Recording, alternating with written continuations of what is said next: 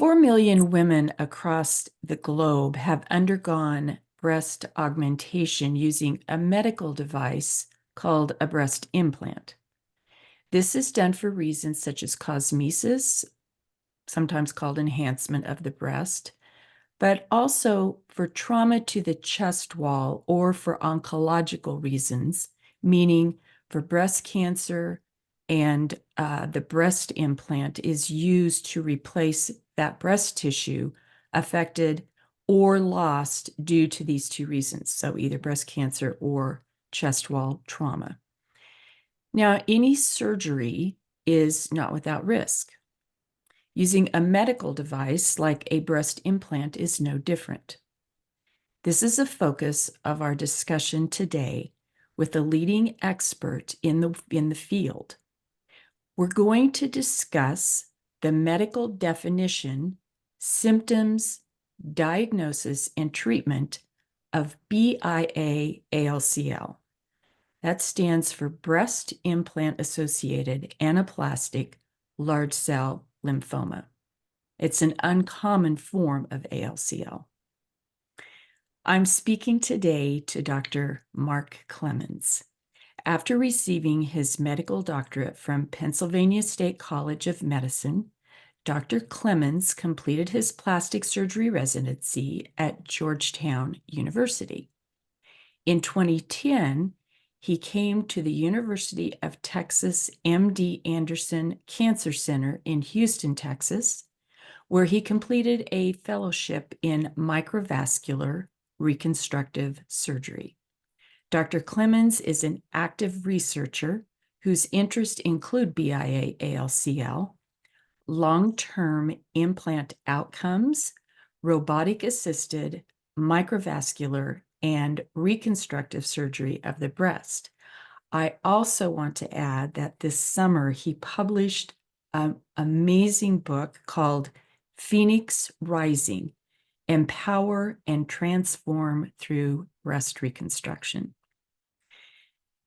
After I attended a really informative session by an international group of surgeons, scientists, and researchers in October of 2023 at the recent American Society of Plastic Surgeons annual conference, I approached Dr. Clemens and requested an interview on this topic, and he graciously accepted.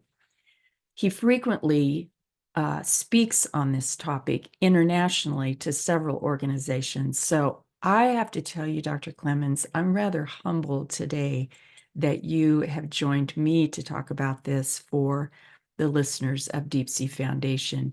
And I believe, if my memory serves me correctly, that I first saw you present on this topic in 2018 at the Chicago American Society of Plastic Surgeons meeting. Is that correct?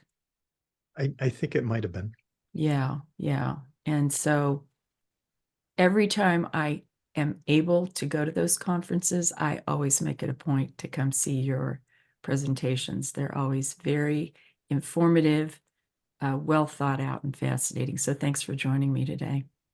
Yeah, thank you so much, Terry. It's really a pleasure to be able to speak with you. And also, I just want to say thank you so much for everything that you've done for patient advocacy. I think that you've really made an enormous difference across social media on informing women of the options that they have, which when we look at the statistics in the US, we know it is so needed, that patients need this information. So thank you for playing a part in that. I really appreciate you telling me that. It means a lot to me. Well, let's begin today's conversation. And can you kind of give us a timeline of when BIA ALCL was first discovered or maybe first diagnosed? Sure. So BIA ALCL first emerged in the medical literature with a single case report by a Dr. Said in 1996. And this was followed by a formal case report by a Dr. Creech in 1997. However, it really wasn't until about 2011 with an FDA safety communication that BIA ALCL entered a broader public consciousness I know I first encountered my first case in 2012 at a time when the disease was still very much shrouded in uncertainty. And now we know that uh, it's caused by textured surface breast implants. Those were introduced into the market in 1987. And so, since the disease takes about a decade to develop, we start to see that that timeline of the initial cases really aligns with our understanding of the disease latency. Okay. Yeah, that all makes sense. Yeah. Um, I feel it's important for patients to understand the scale and value of who's working on this. So can you outline those organizations? Because I know I have worked with some of them through advocacy, especially at the San Antonio Breast Cancer Symposium when they give presentations, but also just through other advocacy work. But for the listeners who may not be involved in advocacy and yet are very involved because they're breast cancer patients, can you give us an idea of those organizations and what they're doing and the importance of those? Sure. You raise a really good point. The fight against ALCL is not solitary. It's a Mhm. concerted effort by many esteemed organizations. For instance, the National Institutes of Health Lymphoma Division under Elaine Jaffe has been instrumental in crafting diagnostic guidelines. We worked with them on that and the FDA. There's a NCCN or National Comprehensive Cancer Network with under the leadership of Stephen Hurwitz from Memorial Sloan Kettering. I serve on that panel, and it's defined really the standardized treatment protocols used worldwide for this disease. Additionally, as you mentioned, the American Society of Plastic Surgeons, ASPS, has what's called the Profile Registry that's spearheaded by Dr. Colleen McCarthy at Memorial Sloan Kettering. And it plays a critical role in tracking data on national and global cases.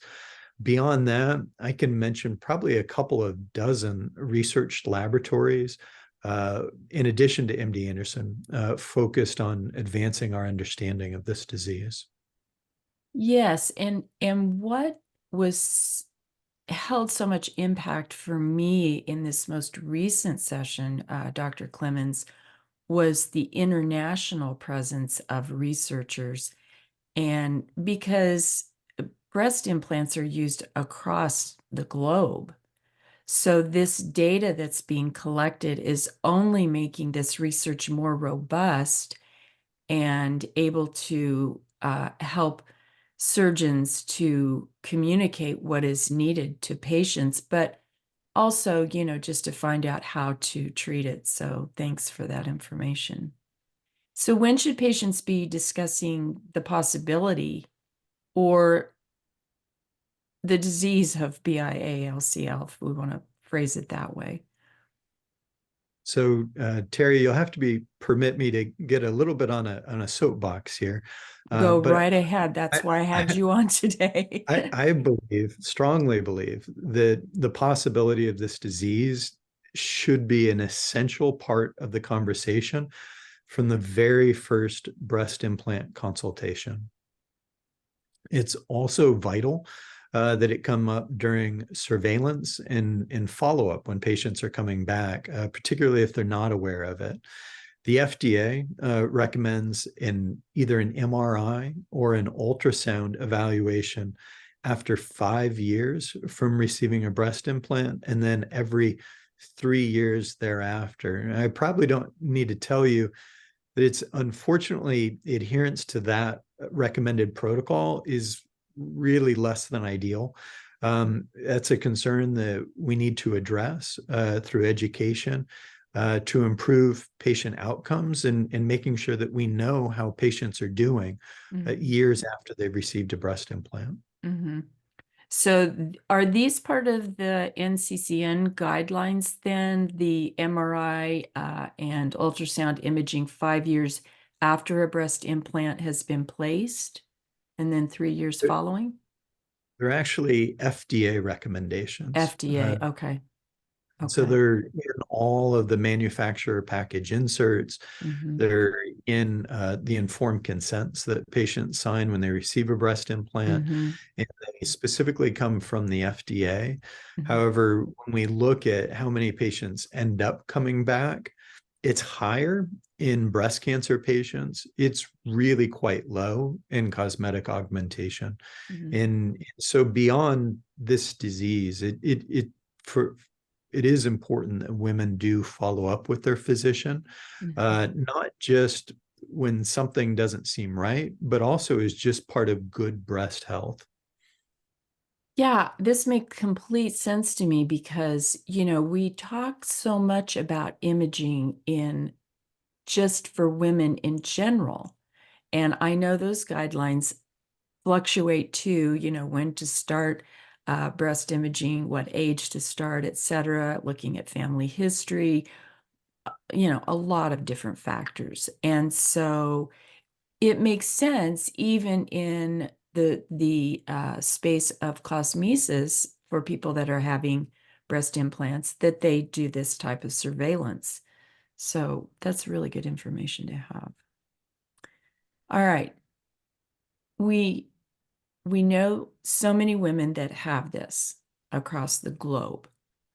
What then are the symptoms patients should be looking for if they have implants?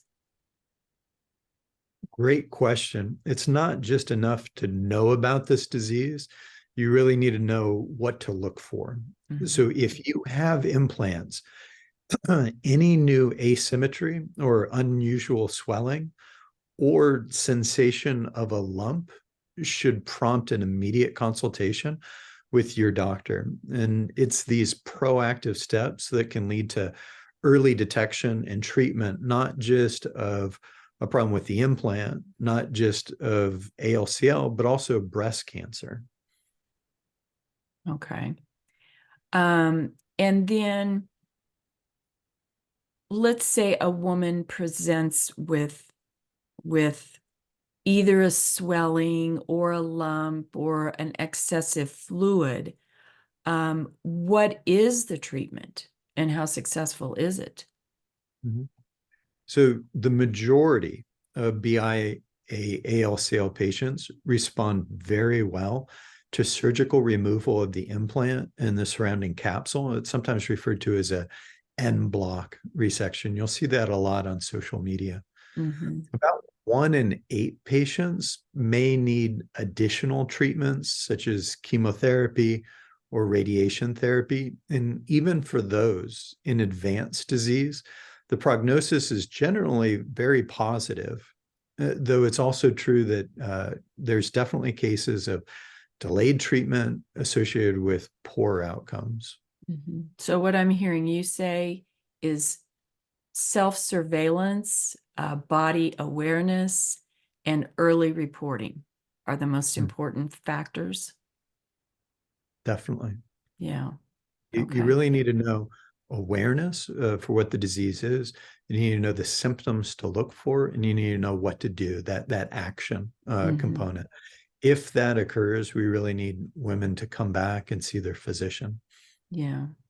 And again, the symptoms that I said are quite broad. That does not mean that a patient has a lymphoma. It doesn't mean that a patient has a breast cancer, but it also means that they need to be seen and evaluated, maybe an imaging study, Mm-hmm. just to make sure that they don't have one of these uncommon findings. Yeah, and I have to say I'm gonna I'm gonna get on a little bit of my soapbox here, Dr. Clemens.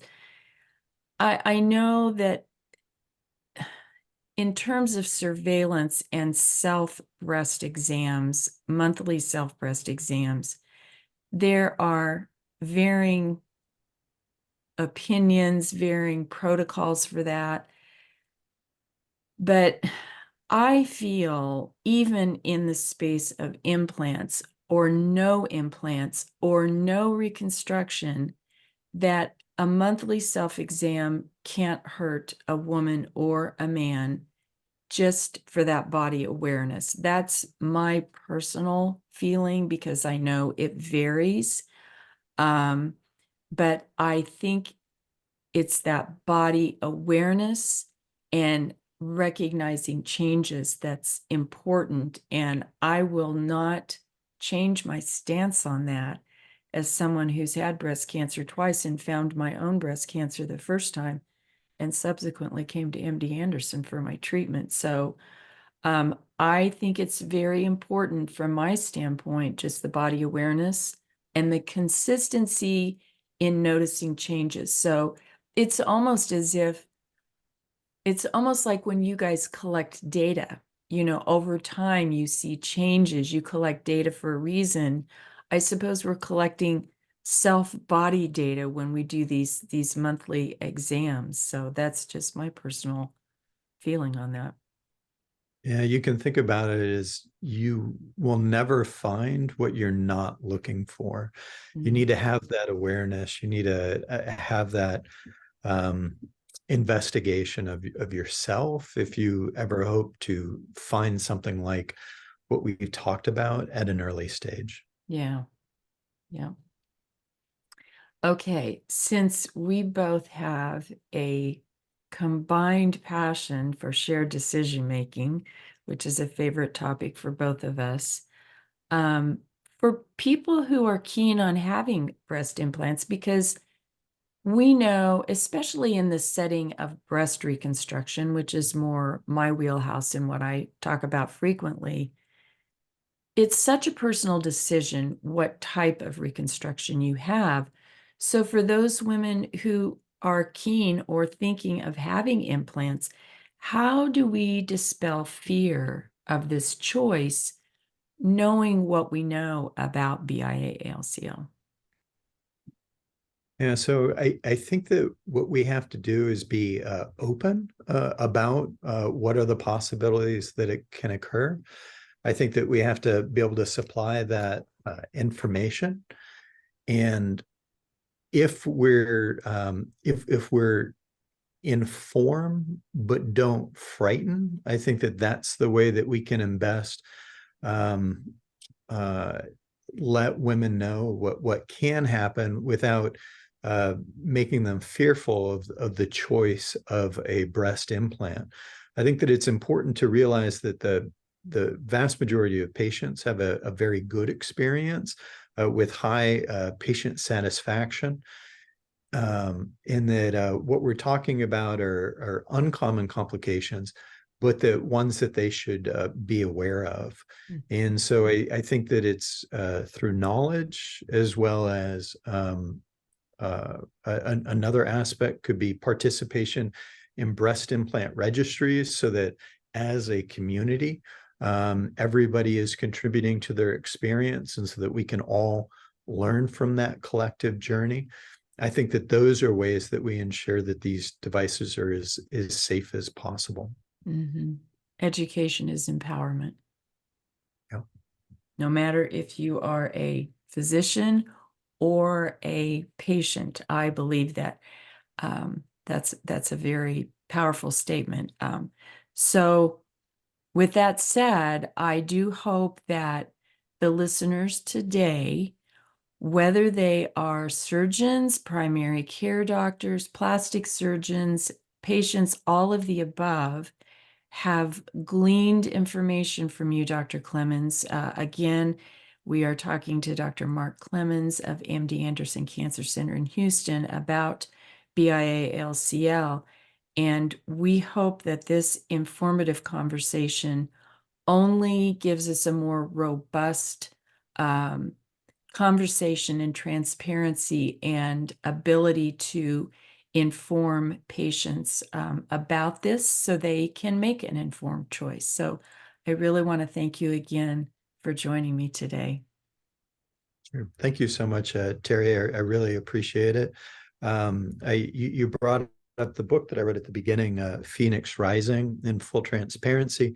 Any of those that are sold completely support breast cancer and breast reconstruction research. I think the theme of it, if I could sum up, is in the very last sentence of the first chapter, which is the journey of the phoenix is one of rebirth, teaching us to let go of what no longer serves us and embrace the transformation that awaits. And I just wanted to end on that thought. Thank you. I'm going to be doing a book review on that soon, so stay tuned. I appreciate you joining us, and please check out the book. I will have that in the show notes as well.